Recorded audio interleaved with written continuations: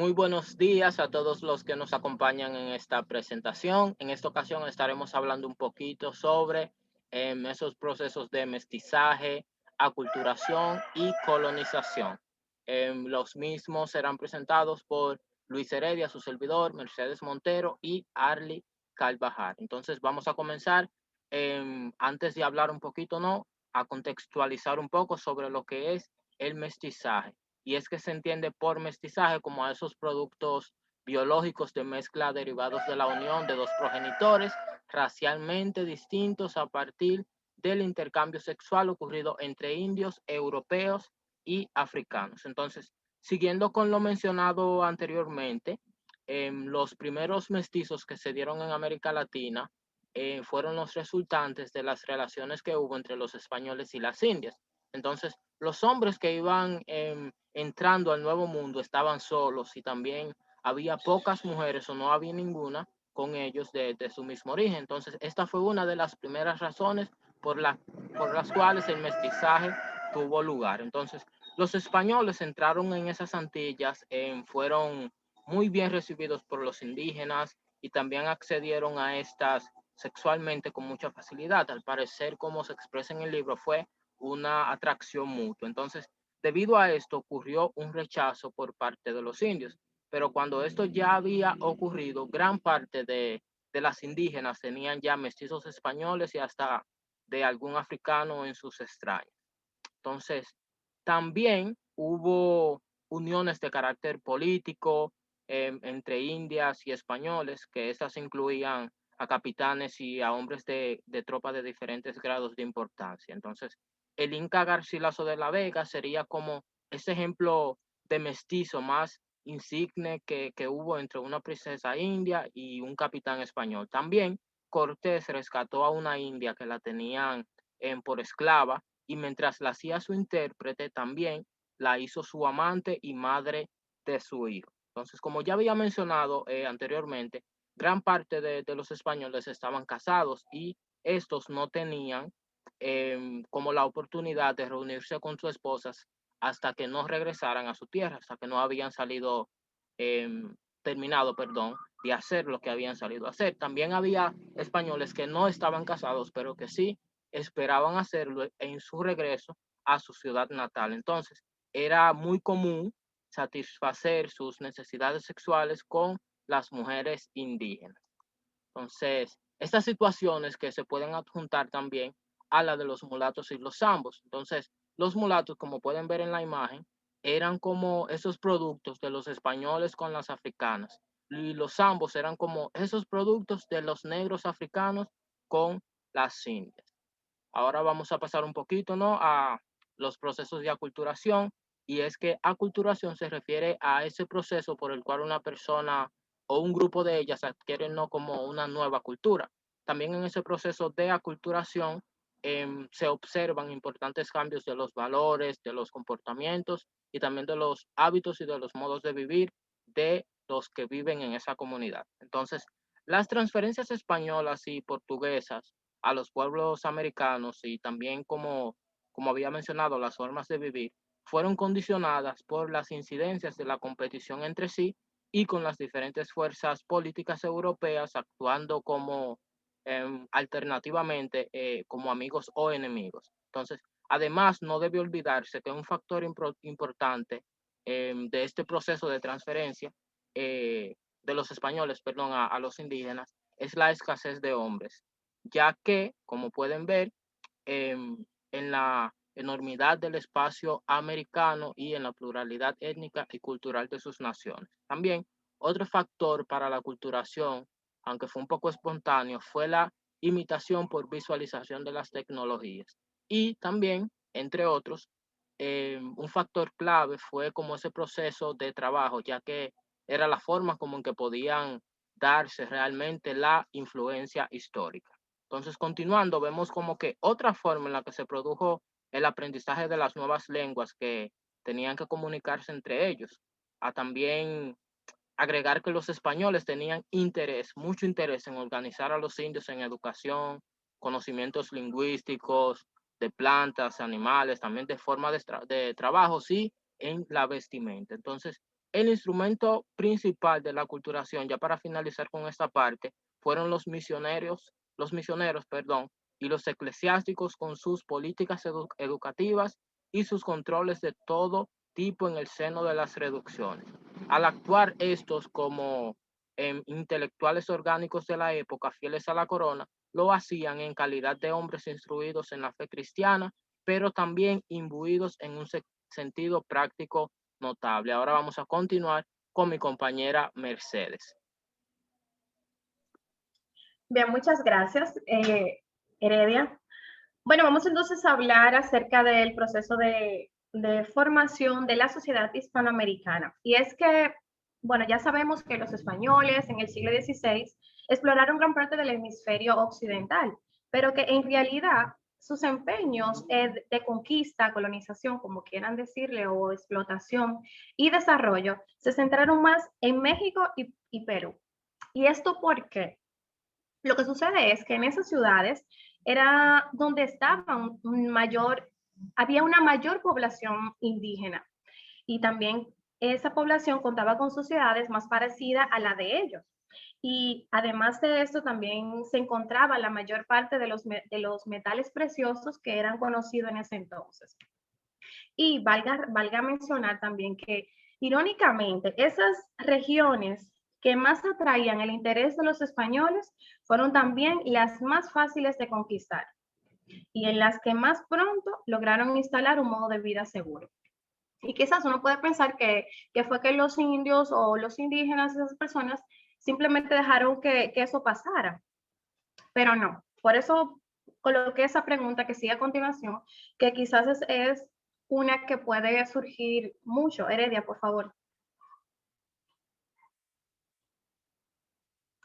Que quizás uno se pregunta que si fue ligera la conquista, si fue fácil que surgiera la conquista.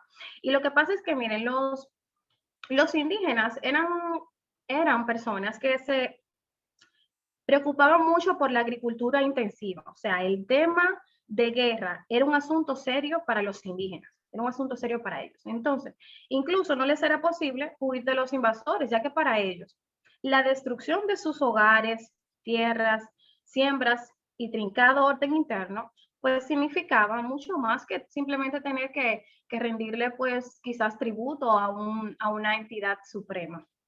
Por ello, los señoríos indígenas solían negociar la sumisión a una potencia agresiva. Y tal como dice el texto, incluso después de probar brevemente los efectos de la resistencia, ellos preferían darse la sumisión. Y a pesar de todo esto, quizás por eso es que se entiende que fue fácil para los españoles poder cumplir efectivamente una dominación militar, política y socioeconómica.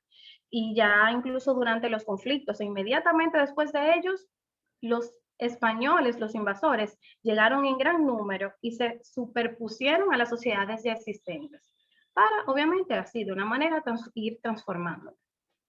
Incluso, señores, no había un solo lugar del continente americano donde los indígenas se consideraran a sí mismos como un solo grupo de indios, ni siquiera en las regiones centrales, que, como nos dice en el artículo, las regiones centrales se, se denomina así a México y Perú. Y bueno, entonces, aquí vamos a hablar un poco de los encomenderos, que ya, bueno, fueron los primeros en casarse y debido a ello fue que nacieron los primeros niños mestizos. Y bueno, los encomenderos, miren, primero déjenme darle un pequeño preámbulo. Miren, en ese tiempo reinaba mucho la prioridad por antigüedad. Es decir, que las personas que tuvieran más tiempo viviendo allí tenían ocupadas las posiciones sociales más altas y habían acumulado las mayores fortunas. Entonces, esas personas, esos invasores que llegaron recientemente no tenían nada, no eran ricos, no tenían buenas relaciones, por lo que decidieron fomentar específicamente una función o una actividad puramente americana, y era la de encomenderos, quienes se apoderaron de las minas, y bueno, esto fue en colaboración con los sacerdotes.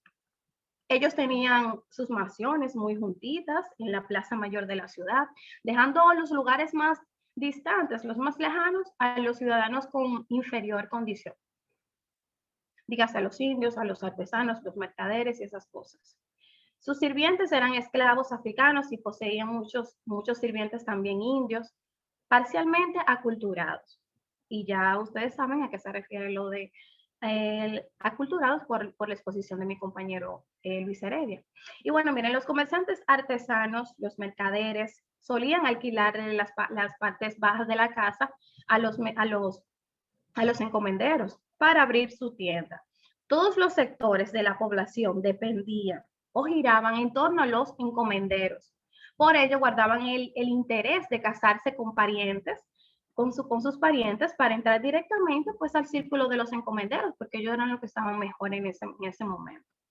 Y bueno, como les dije anteriormente, los encomenderos fueron los primeros en casarse. Sus esposas representaban una parte importante de las mujeres españolas presentes. Y bueno, muchos de los primeros niños mestizos fueron criados en esos hogares, bajo el cuidado de esas esposas españolas. Continuamos con mi compañera Adri.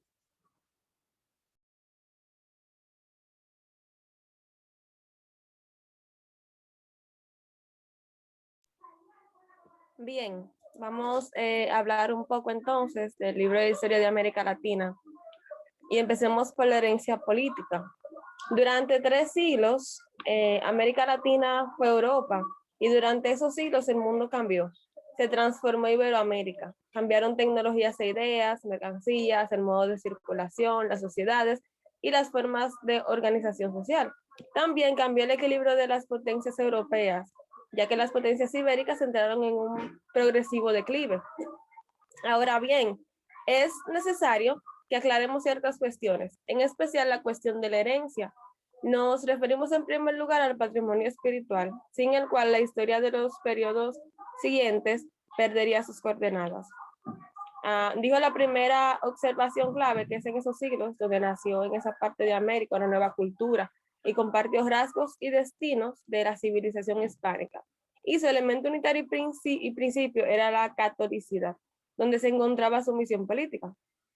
Ahora, en términos políticos, los imperios ibéricos ocuparon el trono de España desde 1535 hasta 1707. Estaban organizados y concebidos para dejar en herencia tanto un principio de unidad como uno de fragmentación. Todos sus reinos o posesiones, tanto aquellos peninsulares como los americanos, quedaban sometidos a parejos regímenes.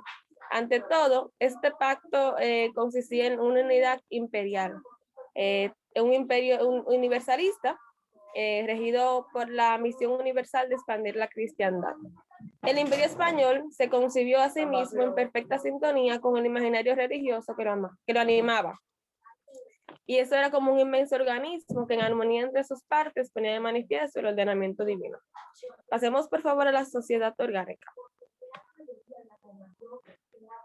Bien, durante 3 siglos, las relaciones entre las partes de las sociedades, tan distintas de una zona a la otra, fueron complejas, estaban articuladas. No existía en ese momento, ¿no?, un único modelo social válido para todos y cada uno de los tantos territorios gobernados por las coronas ibéricas.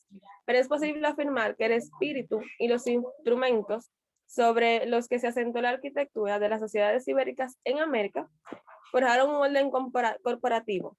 Este era la norma para las sociedades de la época en Occidente, pero asumió un sentido y formas peculiares, en una América de caracteres espaciales y humanos particulares. Entonces, esta era una sociedad donde los derechos y los deberes de cada individuo no eran iguales a los de cualquier otro, sino que dependían de los derechos y deberes del cuerpo social al cual pertenecían. Esto ocurría dando en los vértices donde funcionarios, clero, fuerzas armadas poseían sus propios fueros, o sea, sus privilegios y sus obligaciones. Como en la base, donde las masas populares, en su mayoría las indias, tenían también derechos y obligaciones. Como todas las sociedades occidentales de aquella época, también la ibérica en América era orgánica y presentaba 2 rasgos que eran fundamentales. Era una sociedad sin individuos, en el sentido de que los individuos se veían sometidos al organismo social en el conjunto en que pertenecían, y que también era jerárquica, porque como en todo cuerpo orgánico, tampoco en este todos sus miembros tenían la misma relevancia. Ellos consideraban que cada uno debía desempeñar el papel que Dios y la naturaleza le habían asignado. Pasemos por último a la economía periférica. Vemos que en la América Ibérica, ¿no? En este caso, ingresó a los imperios de España y Portugal para desarrollar una vocación económica complementaria a necesidades globales, las que tenían ellos. El ejemplo más famoso es el de los metales preciosos americanos, que fueron decisivos al financiar las grandes ambiciones y reiteradas guerras europeas, y también para alimentar la acumulación originaria gracias, ¿no? Gracias a esta también se levantó, bueno, la revolución industrial. Eso no quiere decir que faltaban reciprocidades entre la orilla americana y la europea de aquellos imperios, la del intenso intercambio de productos que modificó radicalmente los consumos en uno y otro sentido. Y lo que resulta de este caso más relevante a la hora de comprender la herencia económica que dejó la era colonial a la América independiente es que en esos siglos esa parte de América se volvió una periferia de un centro económico lejano.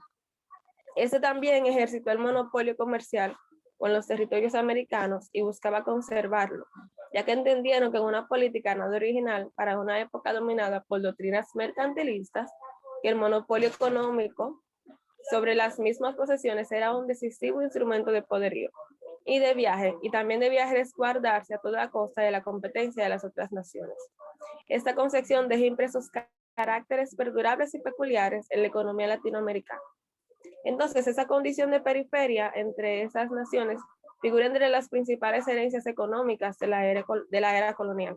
Y la economía de la América Ibérica tendió a organizarse hacia el exterior en función del comercio, tanto para obtener ingresos financieros de la exportación de mercancías primas, como también para dotarse a través de la importación de numerosos bienes fundamentales que el centro del imperio le proporcionaba. Hasta aquí nuestra exposición. Bueno, entonces esto ha sido todo por el momento. Esperamos que hayan podido comprendernos como esos procesos de mestizaje, aculturación y colonización. Entonces, sin más que agregar, muchas gracias.